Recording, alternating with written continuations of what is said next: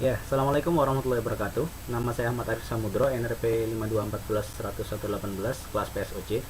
Kali ini saya akan mendemonstrasikan tugas pendahuluan kedua PSO. Yang pertama, kita akan mengatur beberapa setting di network. Yang akan kita lakukan adalah mengubah nama dari workgroup dan mengkonfigurasi IPv4.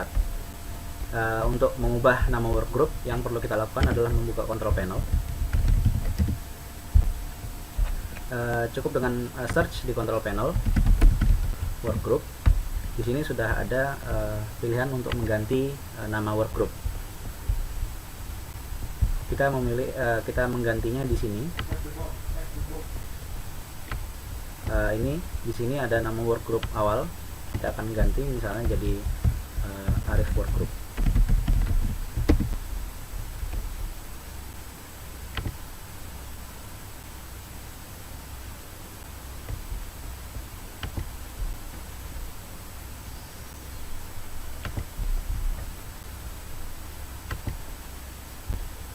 Kita akan restart nanti saja. Kemudian yang kedua, kita akan mengubah mengkonfigurasikan IPv4 alamat IPv4. Caranya dengan masih di control panel, kita membuka Network and Sharing Center, change adapter settings. Di local area network di sini kita bisa mengganti propertiesnya. Untuk mengganti alamat IPv4, kita tinggal mengklik di sini, kita properties. Kemudian kita mengkonfigurasikan IPv4 sendiri. Yang akan kita ganti di sini akan menjadi 10, 126, 1 dan NRP 118. Oke. Untuk mengeceknya, kita gunakan CMD. Apakah sudah diganti dengan betul? Mengetik ipconfig. Seperti yang kita lihat di sini sudah terganti. Mungkin itu dulu untuk bagian network. Kita akan bertemu lagi di bagian berikutnya. Ya, kita ada di bagian kedua dari tugas pendahuluan 2 PSO, yaitu network ping. Yang akan kita lakukan kali ini adalah ping ke its.ac.id, ping hingga diperintahkan untuk berhenti, dan ping dengan mengirimkan paket sebesar 1 KB. Untuk melakukan ini cukup mudah. Pertama kita buka CMD. Untuk mengeping ke its.ac.id, kita cukup mengetikkan ping its.ac.id. Ini akan melakukan network ping kepada its.ac.id sebesar 4 kali. Akan berhenti otomatis. Dan untuk membuatnya tidak berhenti hingga kita perintahkan untuk berhenti, kita tinggal menambahkan setelah ping, kita mengetikkan -t its.ac.id. Maka ping akan terus dilakukan hingga kita perintahkan untuk berhenti. Untuk memerintahkannya supaya berhenti, kita tinggal menekan Ctrl C. Nah, yang terakhir kita akan mengeping its.ac.id dengan mengirimkan paket sebesar 1 KB. Caranya adalah dengan mengetikkan ping -t L 1000 ini dalam artian 1000 byte its.ac.id.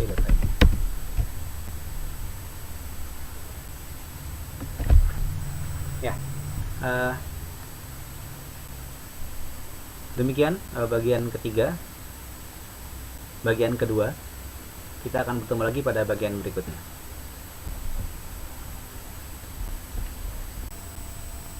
Jumpa lagi di bagian ketiga tugas pendahuluan 2 PSO.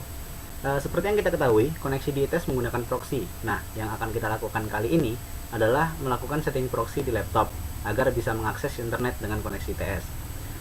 Yang pertama, untuk mengganti setting proxy, yang kita akan menggunakan browser paling mutakhir, Internet Explorer. Nah, untuk mengganti proxy-nya, kita klik di sini di tools, kita ganti internet option-nya. Pada tab connection ada LAN settings.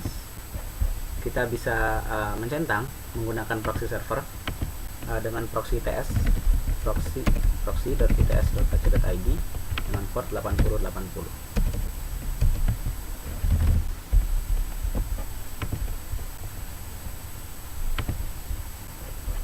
Itu aja untuk mengganti proxy dari laptop kita. Kita akan jumpa lagi di bagian berikutnya.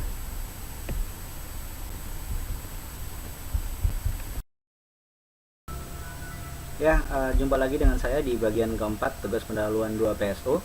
Kali ini kita akan melakukan sharing folder dari PC asli ke VirtualBox.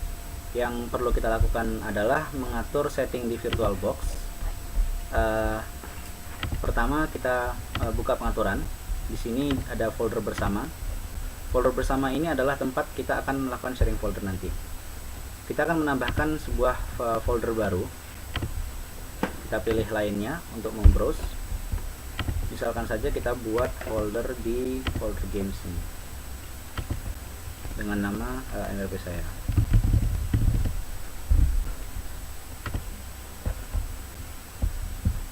Centang kaitkan otomatis. Oke. Apakah sudah sharing apa belum? Kita lihat nanti. Ya, yang kita lakukan di sini adalah kita coba memindahkan beberapa file ke folder tadi itu, dan kita lihat apakah sudah tershare atau belum.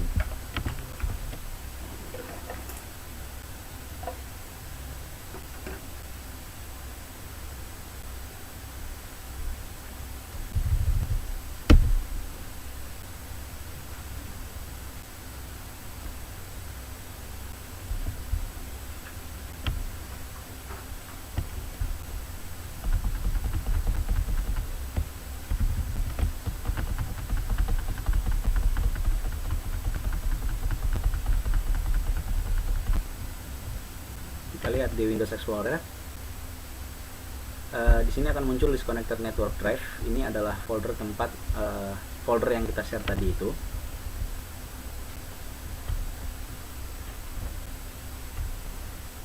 Nah, di sini bisa kita lihat file yang kita pindah ke sini tadi sudah ada yang dari folder di PC asli dengan folder yang ada di VirtualBox.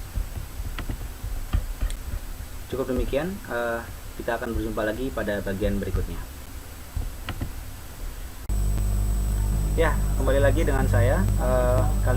Pada bagian kali ini kita akan meng-share printer. Cara untuk meng-share printer adalah dengan membuka control panel, kemudian membuka devices and printers. Di sini sudah ada printer yang saya install. Untuk meng-share-nya tinggal klik kanan, buka printer properties, buka tab sharing, kemudian change sharing option. Tinggal centang share this printer, kemudian apply. Maka printer sudah di share. Itu aja. Kita akan jumpa lagi di bagian berikutnya. Ya, pada bagian kali ini kita akan melakukan remote assistance dan remote access desktop. Yang pertama adalah remote assistance. Untuk melakukan remote assistance, kita ambil contoh PC asli saya dengan VirtualBox. Jadi, untuk memulai remote assistance, yang kita lakukan adalah membuka Windows Remote Assistance. Bisa diakses dari control panel.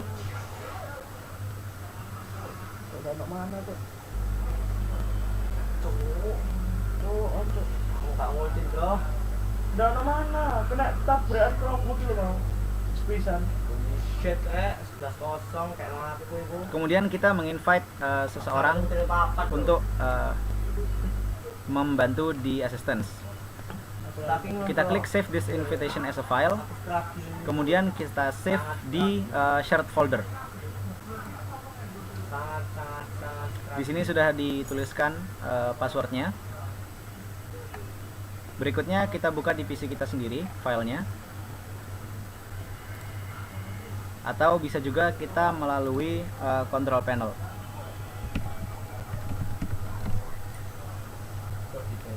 Kita search di sini remote assistance.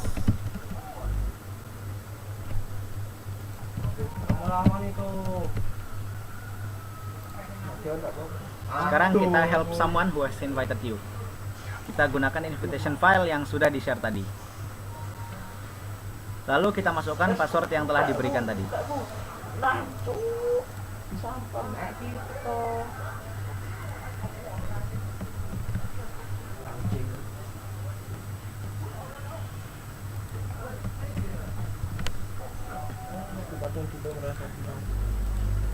gimana?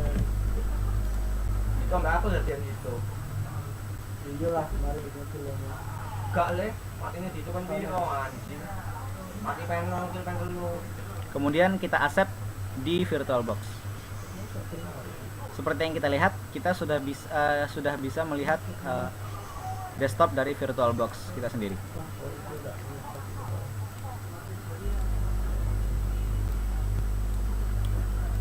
Seperti itu. Bukan gak letak banget dah.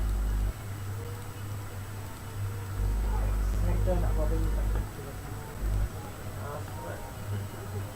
Itu tadi adalah remote assistance.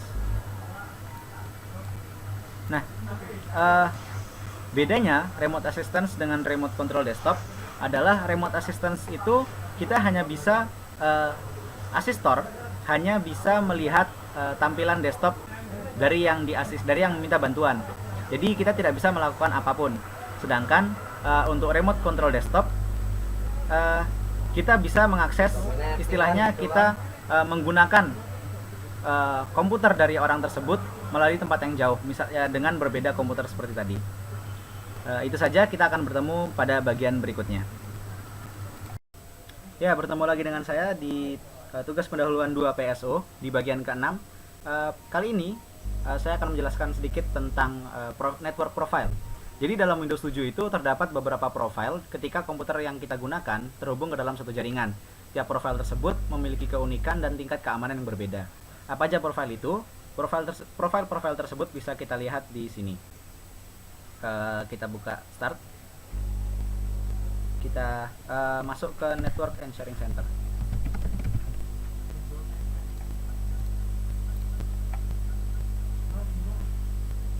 Nah, di sini adalah profile yang kita pakai saat ini, yaitu public network. Kalau kita klik, maka kita bisa melihat ada 3 profile. Yang pertama home network, lalu work network, dan public network. Home network ini adalah network yang kita gunakan untuk di rumah karena memiliki tingkat keamanan yang sangat tinggi. Karena komputer-komputer yang tergabung pada home network ini bisa saling melihat satu sama lain. Kemudian work network adalah profile yang kita gunakan ketika kita misalnya ada di kantor. Kita bisa mengatur profile mana yang akan kita gunakan dengan cara mengubah seperti tadi itu. Kita klik di profile yang kita gunakan sekarang, kemudian memilihnya. Ketika kita menggunakan home network, maka kita akan tergabung pada home group kita sendiri. Nah, pada home group ini kita bisa berbagi file-file yang kita miliki, misalnya gambar, musik, video, dokumen, printer, dan seterusnya.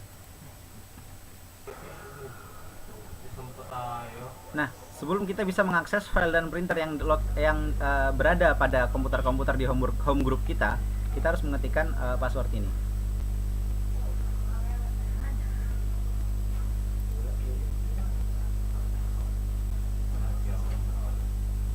Maka network yang kita gunakan telah berganti ke home network.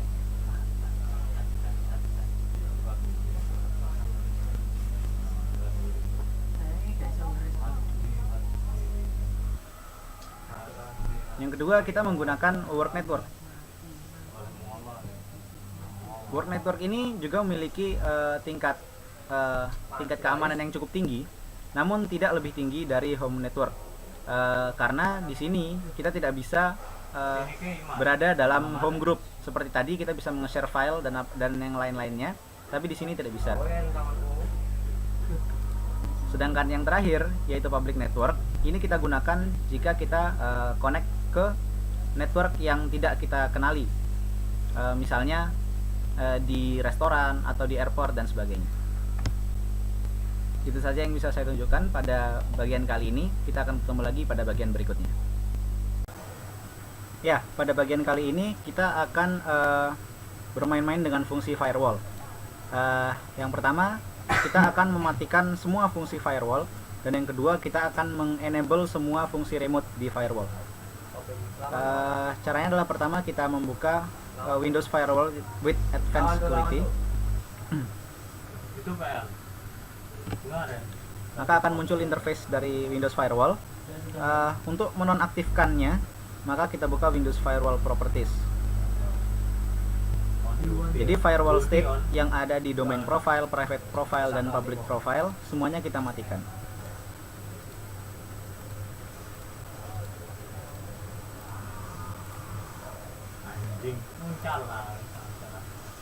Maka Windows Firewall semua sudah dimatikan.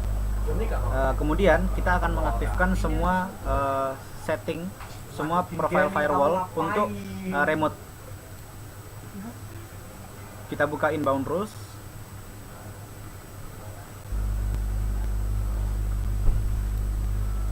Kita klik dari remote assistance hingga routing dan remote access. Lalu kita enable semuanya.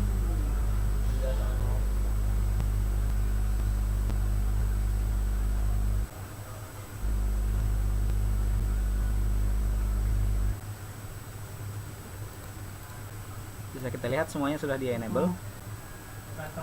Outbound rule juga kita enable semuanya.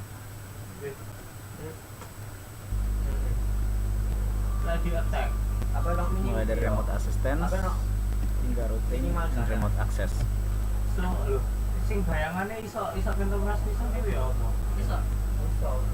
Ono minimal jarak ya. Demikian pengaturan firewall pada bagian ke-8 ini. Berikutnya kita akan melakukan hard disk security. Ya, berikutnya adalah hard disk security. Kita akan mengubah aturan security dari hard disk kita. Caranya adalah membuka Windows Explorer, kemudian kita klik kanan pada local disk C dan klik properties. Di sini ada banyak yang bisa kita atur. Yang akan kita ganti pertama adalah kuotanya. Kita akan mengenable kuota manajemen dan melimit penggunaan disk menjadi 100 MB dan mengeset warning level jadi 10 MB. Kita centang kedua logging, kemudian apply. Itu adalah cara untuk mengubah kuota setting. Kemudian yang berikutnya, kita akan membuat local disk C ini menjadi tidak bisa diakses sama sekali oleh user. Caranya dengan klik tab security, kemudian diklik untuk user dan mengubah permissionnya. Di sini untuk membuatnya menjadi tidak bisa diakses sama sekali, maka kita deny full control untuk semuanya.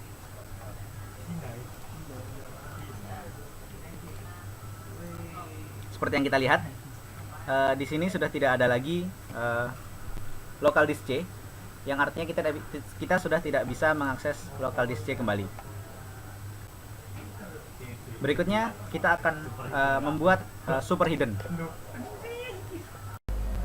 Ya, pada bagian terakhir kali ini kita akan membuat folder users menjadi super hidden. Caranya adalah menggunakan command prompt dengan sebagai administrator. Kita buka directory C. Kita lihat di sini ada folder users, di mana akan kita buat menjadi super hidden. Caranya adalah dengan memberikan atribut hidden dan atribut system.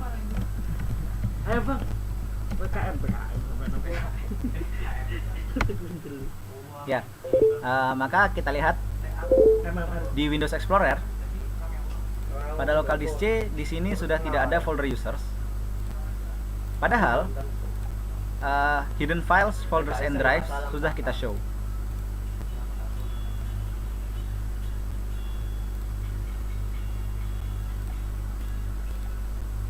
Kemudian kita akan mengembalikan folder users tadi.